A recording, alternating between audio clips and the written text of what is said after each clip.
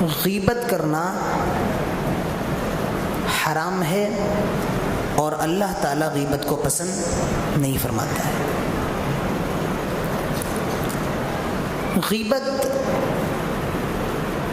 اللہ کے نبی ایک صحابی سے کہتے ہیں اتدرون ما الغیبہ، کیا تمہیں معلوم ہے کہ غیبت کیا ہوتا ہے؟ غیبت کی تعریف کیا ہے؟ غیبت کی ڈیفینیشن کیا ہے؟ تو وہ صحابی فرماتے ہیں اللہ اور اس کے رسول بہتر جانتے ہیں، مجھے نہیں معلوم۔ اللہ کے نبی فرماتے ہیں اپنے بھائی کی برائی کسی دوسرے کے سامنے کرنا یہ غیبت ہے۔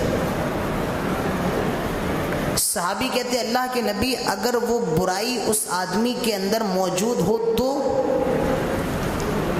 آپ فرماتے ہیں موجود ہو تبھی تو غیبت ہے، اور اگر موجود نہ ہو تو وہ بہتان ہے۔ دو لفظ ہوتے ہیں، ایک ہوتا ہے غیبت اور ایک ہوتا ہے بہتان۔ پہلے ان دونوں کو سمجھیے، دونوں کا معنی کیا ہے۔ کسی آدمی کے اندر کوئی برائی ہے، مثال کے طور پہ میں نماز نہیں پڑھتا ہوں، یہ میری خامی ہے، میری برائی ہے، یہ حقیقت نہیں ہے، میں مثال دے رہا ہوں۔ میں نماز نہیں پڑھتا ہوں، آپ کسی اور آدمی سے جا کر کے کہیں کہ دیکھیے فلاں ابن فلاں نماز نہیں پڑھتے ہیں، تو یہ غیبت ہے، اسے غیبت کہا جاتا ہے۔ میں نماز پڑھتا ہوں، آپ روز میرے بغل میں نماز پڑھتے ہیں، لیکن پھر بھی آپ کسی آدمی سے کہیں دیکھو وہ نماز نہیں پڑھتے ہیں، تو اسے بہتان کہا جائے گا۔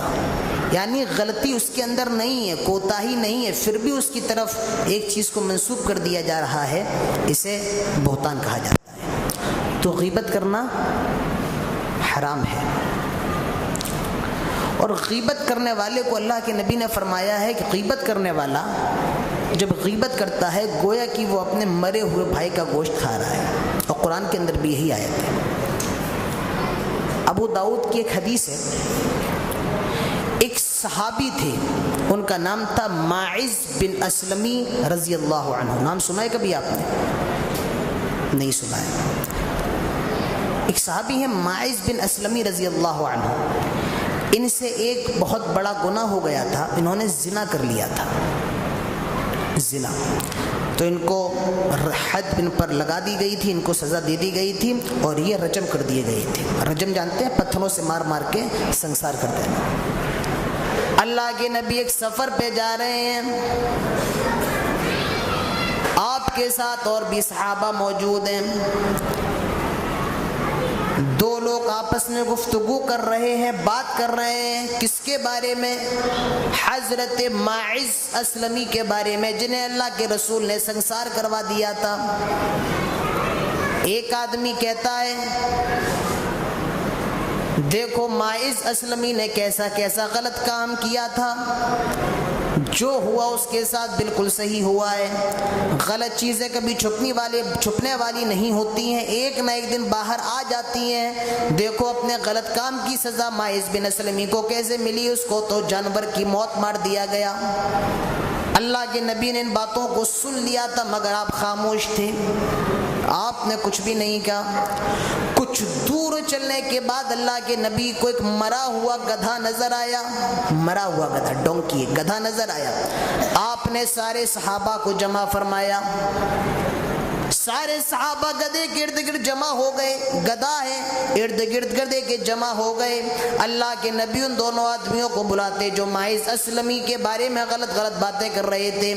آپ فرماتے ہیں کیا تم اس گدھے کا گوشت کھانا پسند ہے؟ کیا تم اس گدھے کا گوشت کھانا چاہتے ہو؟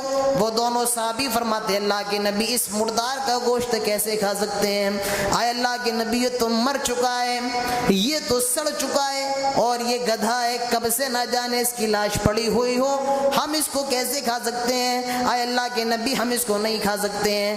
اللہ کے نبی فرماتے ہیں تم اس کے بارے میں جو باتیں کر رہے تھے وہ اس سے بھی زیادہ خراب تھیں، وہ اس سے بھی زیادہ گئی گزری تھیں۔ تم نے ماعز کے بارے میں جو باتیں کی ہیں وہ اس سے بھی زیادہ گئی گزری ہیں، اس سے بھی زیادہ خراب ہیں۔ تو غیبت کرنا بہت بڑا گناہ ہے، غیبت کرنا حرام ہے یا نہیں ہے؟ کسی کو کوئی ڈاؤٹ ہے حرام ہونے میں؟ نہیں، ڈاؤٹ رکھیے، غیبت کرنا حلال بھی ہے، غیبت کرنا جائز بھی ہے۔ اور یہ میں نہیں کہتا ہوں، قرآن کی یہی آیت کہتی ہے، لا يحب اللہ الجہر بالسوء من القول الا من ظلم۔ غیبت کرنا حرام ہے، مگر غیبت کرنا حلال تب ہے جب کسی پر ظلم کیا گیا ہو، جب کسی پر اتیاچار کیا گیا ہو، جب کسی پر کسی طریقے کا ظلم کیا گیا ہو تو وہ غیبت کر سکتا ہے۔ اسی لیے غیبت کی 3 قسمیں ہیں، الغیبہ المحرمہ، الغیبہ الواجبہ، الغیبہ المباح۔ غیبت کی 3 قسمیں ہیں۔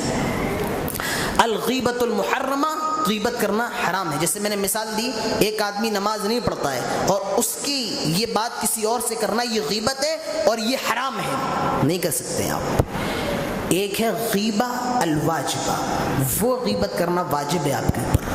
یہاں تو بھی حرام کی بحث چل رہی تھی نا، حلال نہیں، واجب ہے غیبت کرنا آپ کے اوپر۔ کب؟ بتاتا ہوں، مثال کے طور پہ سمجھو،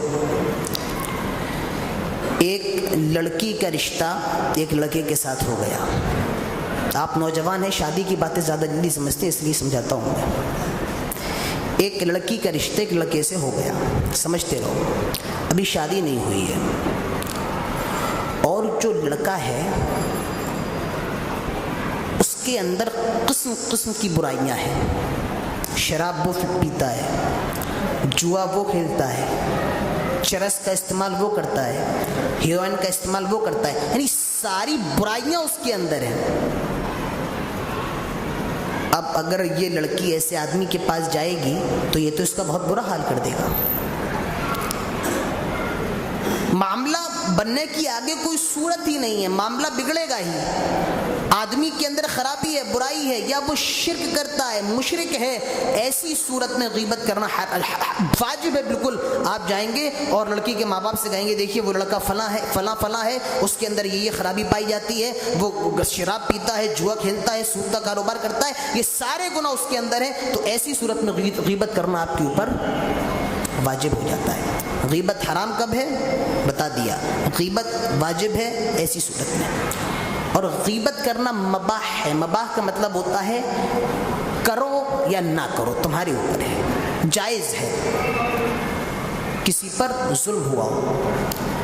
آئیے ایک حدیث دیکھ لیجیے، اللہ کے نبی کے پاس ایک آدمی آتا ہے اور وہ کہتا ہے اللہ کے نبی میں اپنے پڑوسی سے بہت ناخوش ہوں، وہ میرے اوپر بہت زیادہ ظلم کرتا ہے، میرے اوپر بہت زیادہ اتیاچار کرتا ہے۔ اللہ کے نبی فرماتے ہیں ٹھیک ہے جاؤ صبر کرو۔ وہ آدمی کچھ دنوں کے بعد پھر آتا ہے، آئے اللہ کے نبی میرا پڑوسی مجھ پر بہت زیادہ ظلم کر رہا ہے۔ اللہ کے نبی فرماتے ہیں تم صبر کرو۔ تیسری مرتبہ پھر آیا، فرمایا اللہ کے نبی میرا پڑوسی ابھی بھی باز نہیں آ رہا ہے، میں کیا کروں؟ آپ نے فرمایا صبر کرو۔ وہ آدمی چوتھی بار آتا ہے، کہنے لگا اللہ کے نبی کوئی صورت نظر نہیں آ رہی ہے، بہت زیادہ پریشان کر رہا ہے، بہت زیادہ تکلیف دے رہا ہے۔ اللہ کے نبی فرماتے ہیں فطرہ متاعک فی الطریق، ایسا کہ تو اپنا سارا سامان لے کر راستے کے بیچ میں بیٹھ جا، اپنا سارا گھر کا سامان نکال اور روڈ پر رکھ لے۔ طریق کا مطلب ہوتا ہے وے، راستہ، روڈ پر لے آ۔ اس صحابی نے، اس آدمی نے ایسا ہی کیا، گیا گھر کا سارا سامان نکالا اور روڈ پر رکھ لیا اور خود بھی بیٹھ گیا۔ لوگوں کا گزر ہوا، کہنے لگے یہ کیا ماجرا ہے، تو نے اپنے گھر کا پورا سامان کیوں باہر رکھ رکھا ہے؟ وہ فرماتا ہے میرا پڑوسی ایسا ایسا ہے، وہ میرے اوپر بہت زیادہ ظلم کرتا ہے، وہ میرے اوپر بہت زیادہ اتیاچار کرتا ہے۔ فعلیہ کذا و کذا، جو بھی گزرتا اس سے پوچھتا، وہ جب یہ سارا ماجرا بتاتا تو وہ اس کے اوپر بد دعا کرنے لگتا، فعلیہ کذا و کذا، اس کے ساتھ بھی ایسا ایسا ہو جائے۔ دوسرا گزرتا وہ بھی بد دعا کرتا، تیسرا گزرتا وہ بھی بد دعا کرتا۔ جب اس کو معلوم چلا کہ میرے اوپر بہت زیادہ بد دعائیں ہو رہی ہیں تو وہ آیا اور اس اس سے کہتا ہے آئے میرے بھائی اب اپنے گھر میں لوٹ جا، آئے میرے بھائی اب اپنے گھر میں چلا جا، آج کے بعد تو میری طرف سے کسی طریقے کا ظلم نہیں پائے گا، آج کے بعد میں تجھے کوئی تکلیف نہیں دوں گا، جا تو اپنے گھر میں چلا جا۔ تو یہاں غیبت کرنا جائز ہے جس کے اوپر ظلم کیا گیا ہو۔ تو غیبت حرام ہے، غیبت واجب بھی ہے اور غیبت مباح بھی ہے جب ظلم کیا جائے، لیکن اگر آپ چھوڑ دیں تو زیادہ اچھا ہے۔ جو جائز والی غیبت ہے اگر اسے چھوڑ دیں تو یہ زیادہ اچھا ہے۔